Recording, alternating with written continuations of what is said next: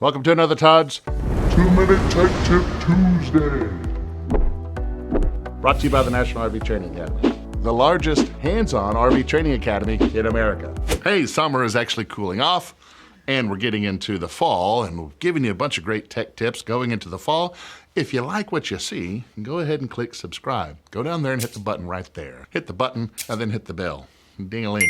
All right, I know it's August, but looks like fall is coming a little bit sooner.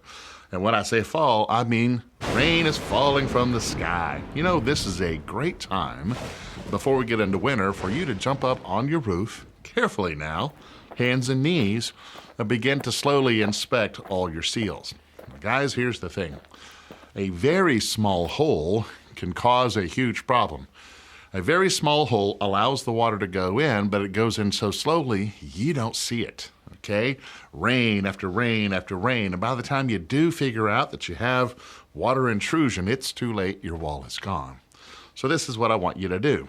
Get up on your roof in the fall, preferably when it's not raining.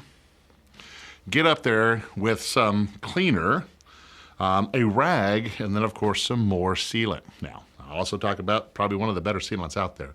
What I want you to do is get on your hands and knees, because you want your eyes pretty close to your sealant. I want you to walk all the way down, or crawl, hands and knees, all the way down the front and back. Look at all your extrusions, everything else, and make sure your seals are doing really well. If you find a spot that needs to be addressed, what you can do is go ahead and clean that up. The question is when do you take off the Dacor or the sealant, and when do you just leave it on? Well, if it's got good adhesion, you know, if it's stuck to the substrate, stuck to the roof, then it's pretty good. But if it begins to peel away, that's when you want to take it off. And the best thing to do is just use a heat gun, heat it up, peel it off.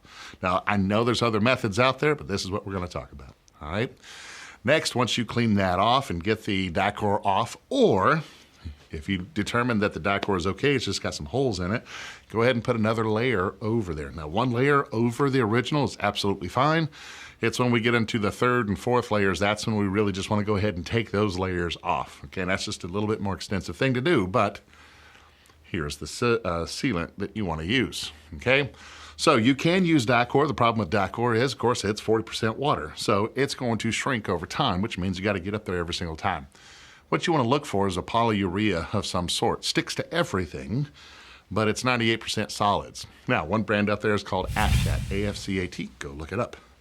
They do have a caulk out there, and it's amazing. It can go over Dacor, it can go over EPDM, it can go over TPO, it can go over PVC, wood, you name it, it can do it. Here's your tip. Get up there on your roof, clean it off, inspect it very well, and make sure before it begins to rain too much that you got all your holes covered up. And there's your tech tip. All right, before you get to the bloopers, which is why you're here in the first place, the RV industry needs thousands of RV technicians and inspectors, and now is the perfect time to do that.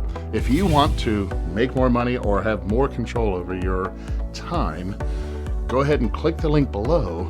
Or if you just want to learn how to fix your own RV, got something for you there. Head over to rvtechcourse.com and get started today.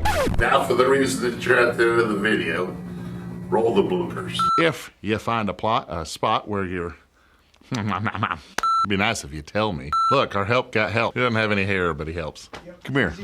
We can put it on top here. Come here. Hey, summer is actually kind of dwindling down, and we know that it's getting cooler, and I'm giving you a lot of great tech tips. Then you'll be alerted. Actually, you won't be alerted. Are you alerted? I can't remember his name. This is like the longest tech tip ever. So again, denatured alcohol or non-chlorinated brake cleaner.